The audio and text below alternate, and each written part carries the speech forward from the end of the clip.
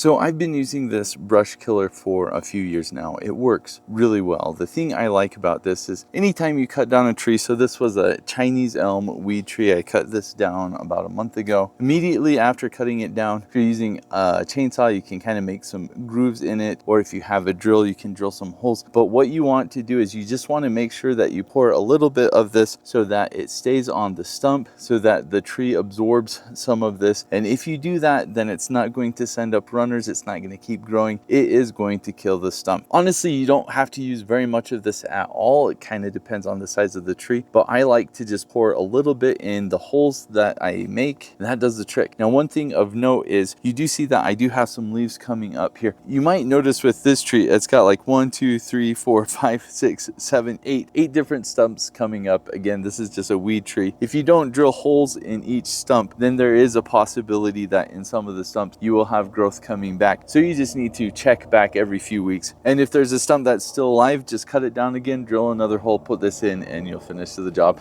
This stuff is great.